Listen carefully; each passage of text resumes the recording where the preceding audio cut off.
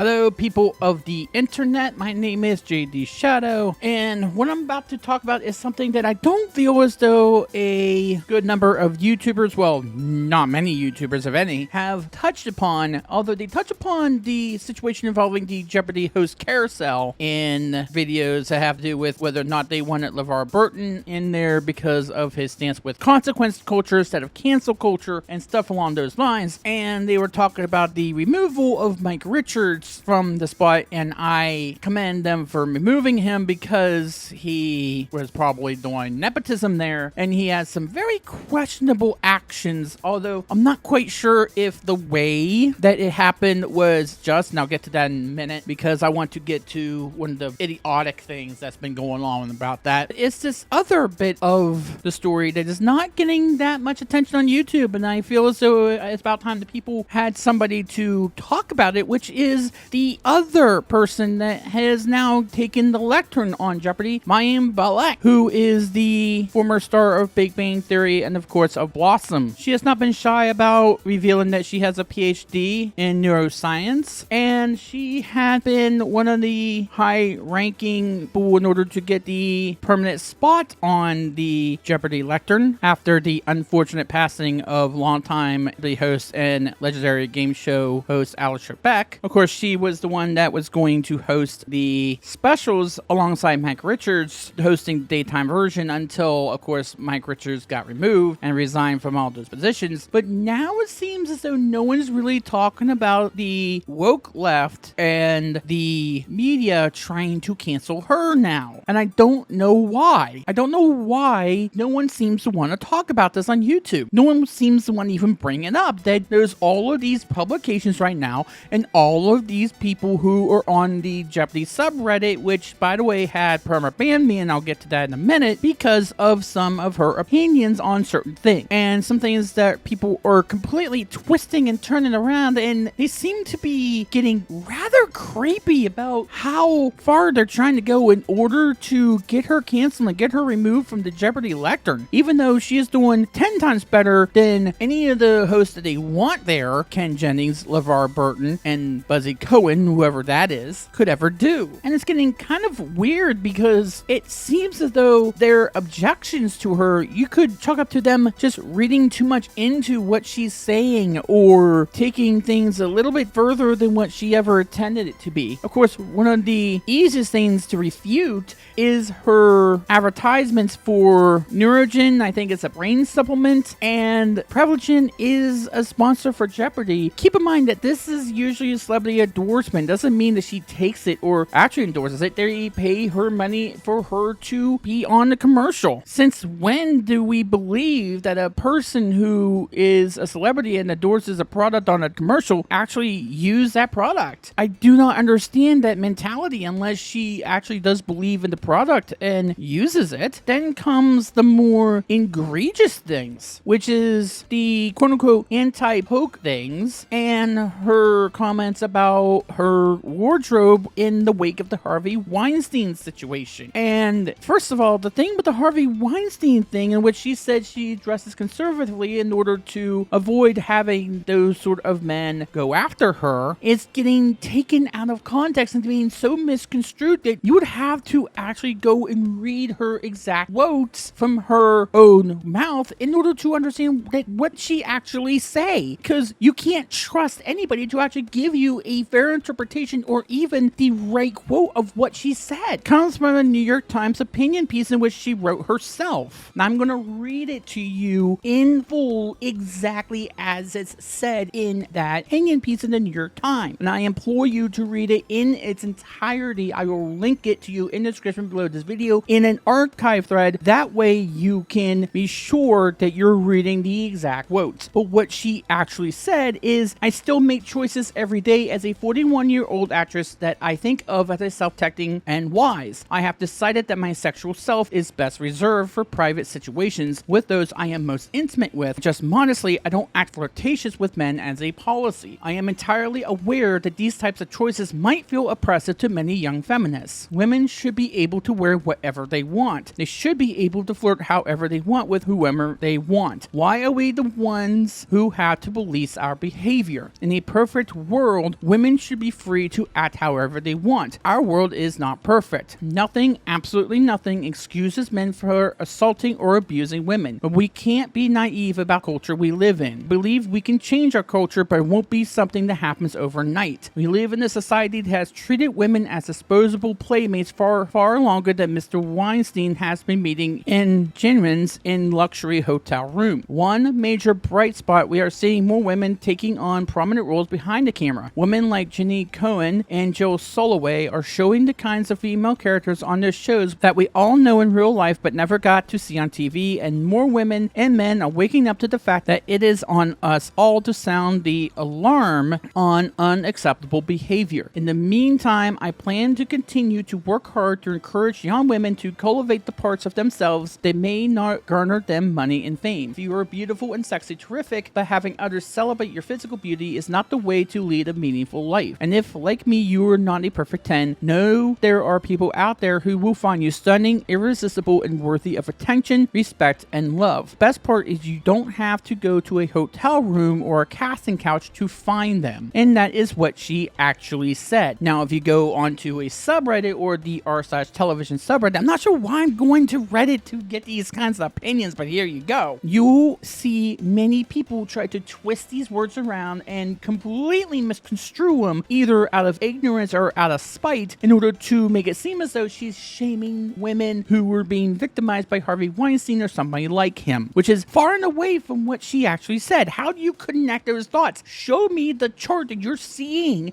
that links what she said to shaming any kind of victim of Harvey Weinstein or any kind of victim of this kind of behavior from a man or a woman toward a man or a woman, because I don't see it anywhere in those quotes. But because, hey, she has an opinion we don't like, and we are so ready to play catch up because we too were so negligent in order to realize something like that was going on. I think we all were, that we have to play this game of catch up. We have to play this game of, we have to make up for all of those times when we didn't speak up, when we didn't say something, when we didn't take somebody seriously or an accusation seriously. And yes, we should take accusations seriously. Of course, there has to be due process, and that's another situation altogether, but we should take everything seriously. We should look into things, and we should not blow somebody off just because they seem to be of a different gender or something along those lines. There is nothing here, nothing in that New York Times opinion piece by her out of her own mouth that even comes close to what some of these people on the subreddits and on social media are saying, and some of the people on the media side are saying. Where are you finding this? Please point me to where you're finding this, as I'm not seeing it. But of course, there's nobody who's calling them out. Not a single person is actually calling out that, hey, this is not what she said. Here's what she said, and not linking to this New York Times article. And the New York Times is not exactly the most credible in the world, and they do try to just tell you what they want you to hear in order to appease their advertisers. This is not from any of those so-called journalists. This is from the woman in question herself. So can we get off of this subject? Can we get off of this already? The other thing that is getting the most attention is her stance on vaccines. And this is in the wake of a pandemic. This is in the wake of everybody not knowing what the hell is going on anymore with the messaging of these posts and how to address the unvaccinated right now. This is in the wake of all of that. She has said that she got COVID vaccine. She has said that she had her children take it, but she has said to do your own research. Now, by doing your own research, that means just don't take the Mia says to heart. Go on Google. Go do your own research. Do your due diligence. Make up your own mind. Don't wait for someone on MSNBC or CNN or Fox News to tell you what you want to hear, and then you do whatever they say. Go talk to your physician or your doctor about these sort of medicines. That's what she's saying to you. Not, oh, do your own research, be your own neuroscientist. That's not what she's saying. And she's not telling you to not take it. She's not telling you to do what she does. She's saying, this is what I do. This is what I chosen to do for myself, for my children. And you do not have to agree with that. You do not have to agree with anything I say. I am not going to shove my opinions down your throat, but I'm going to just explain to you what my opinion and my position is. And isn't that something that we want all women to be able and allowed to do, is to explain their positions, to have their own opinions, to be independent and not have to depend on anybody else in order to have the permission to express their views? Yes, We want women to be free, independent, and have the same freedoms until those same women choose to use those freedoms. And yes, you should not depend on mainstream media to form your own opinion, either about medicine or anything else. You should do your own research to put that quote into perspective. You should go to other sources. If somebody is, for example, slamming Joe Rogan for an opinion he had, maybe you should actually go and listen to what he's saying. Maybe you should take a listen to what he's actually telling you. Or maybe you should listen to what he's saying and form your own opinion based on what he actually said and not what the media is saying that he did. What about people like Aaron Mate or Glenn Greenwald? Listen to what the person actually said and not the little snippet that the mainstream media wants you to hear in order to get their confirmation bias. That's what she's saying. That's what she's telling you. And instead, what we're doing is we're virtue signaling and we're thinking that we have to be better than the particular celebrity. Yes, celebrities have this elitism about them, but that doesn't exactly mean they're always going to be wrong. And I do believe she comes through this with good faith. And of course, there's this thing about the C-sections. I don't know that much about it. I'm not going to touch upon that. It's not something that I am familiar with, obviously. I'm not going to give my opinion about that. But the bottom line here is that, oh my God, she has an opinion. She doesn't agree with us. We must cancel her and we must make every single person know about it. And we should not shut up about it, from people on subreddits, from the people on social media, to even John Oliver the other night. And it's getting rather peculiar, rather scary. And to the point, yesterday, as of recording this video, I seen several threads from a few trolls trying to shove their opinion of her down people's throats and saying that they had the right to continue to do so until something was done, and saying that nothing else matters. They want her gone. They want her gone now. If I were Mayim, I would be rather scared of this. This is getting rather creepy, but these people were allowed to fester on that subreddit, while when I tried to question a moderator on that subreddit about what they felt about Mike Richards and about how Claire McNeil conduct that investigation, I was permabanned. And they said they didn't want me because I was quote-unquote trolling, when in reality what the problem probably was is that, one, I mentioned Jimmy Dore on that, and we all know how some people get triggered whenever his name is even brought up or mentioned,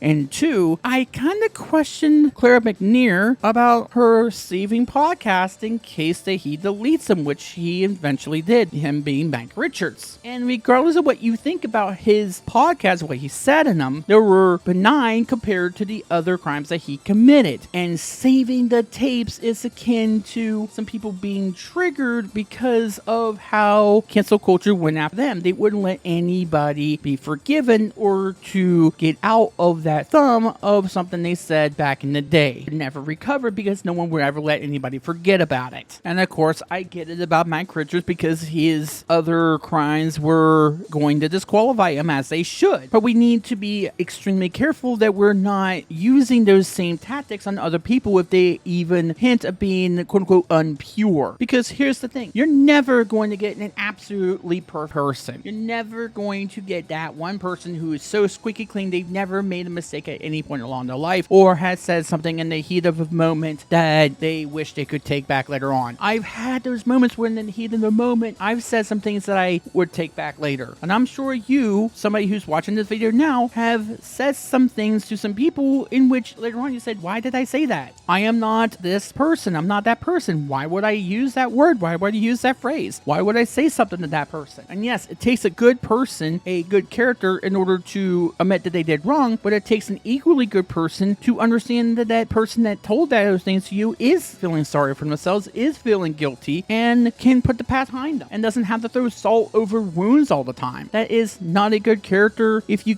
keep a grudge going. But according to some people on these subreddits, she is doing this great work and should have a Nobel Peace Prize for it. When in reality, she did nothing that anybody else could not do. And I feel as though that she took what Bill Maher said about the Snitch Nation a little bit to heart. He wasn't talking about just her specifically, about anybody who were to use this idea of cancel culture in order to go after people who don't deserve it. Now, of course, just did deserve it, but that's a whole nother issue. We're talking about anybody. But the bottom line is that she seems to be this whole person who's above criticism right now, and that should not be. But I digress. If that's happening to me on the account of one particular thing, but all of these people who are just posting and posting and posting without any sort of respite or any sort of shame about Mayim Bialik, and to the point where people want to leave the subreddit on the account of it, something needs to change here. And especially when no other YouTuber is even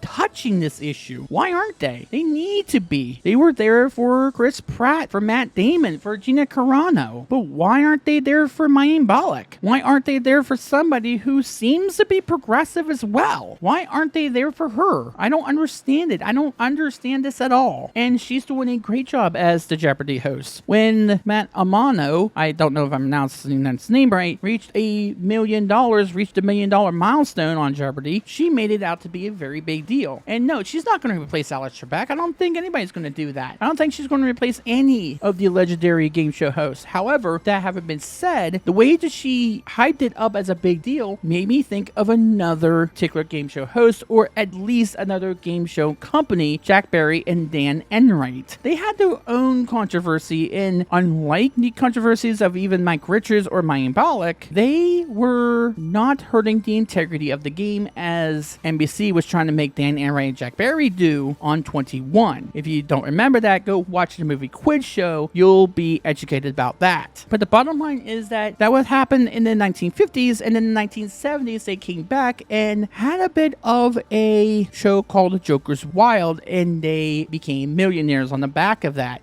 And everybody seemed to forgive the two, and they became some sort of game show masters. They ended up coming up with games such as Tic-Tac-Toe and Bullseye and Hot Potato. And you know what game show came up on the back of the 21 controversy? Yes, Jeopardy came on the back of that, because they took the concept of, hey, we'll give you the answers, then you have to supply the questions. What was the question? They used that concept of the game show Scandal in order to switch things around, and that's how they came up with Concept Jeopardy. And the way Mayim Bialik hyped up Matt's $1 million milestone made me think of the times that Jack Barry had hyped up all those big wins on the Joker's Wild, or when Tom McGee had that huge run on Tic-Tac-Toe with Wink Martindale, who is a game show legend. By the way, he has a great channel on YouTube. You should go check that out too. When he hyped up all his big wins and his big milestones, made me call back to that, and maybe she's channeling Jack Barry here. It would be the same as maybe Drew Carey was never going to be another Bob Barker, but he was told that he doesn't have to be on The Price is Right. But when he came out to a much slimmer frame, he made people think about Bill Cullen, the absolute original host of a rather primitive version of The Price is Right before we had The Price is Right we know now. It was a sort of bare bones version, which is just about the contestants row part of the game. And yes, Bill Cullen was the host of that version of Right. So yeah, he made us think of him. Carey made us think of Bill Cullen. Now, of course, Jack Barry didn't host Jeopardy at any sort of time. Perhaps Mayim is channeling that, and that might be a good thing too, because guess who owns the library of Jack Barry and Dan Enright? That would be Sony Pictures. We have been begging and pleading for them to finally use for once, and we have not seen them use that library at all. Perhaps you may call the Snoop Dogg version of Joker's Wild them using that library, but other than that, we haven't seen them use it at all. Maybe this is a sign they're getting ready to use it again. And yes, finally, maybe we'll see a new version of Tic-Tac-Toe, or maybe they'll take a chance on 21 again. But yeah, can we please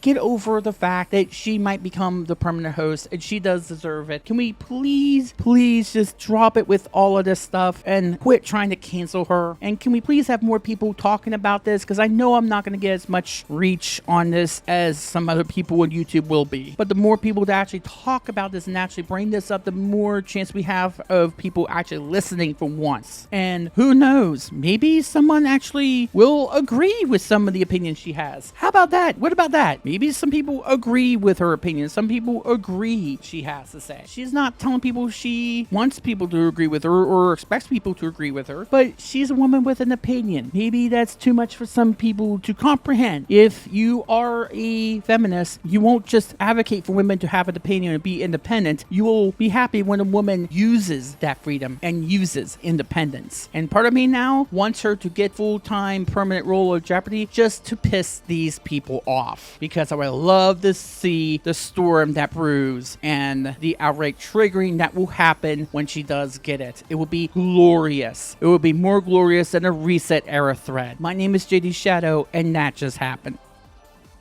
You're right!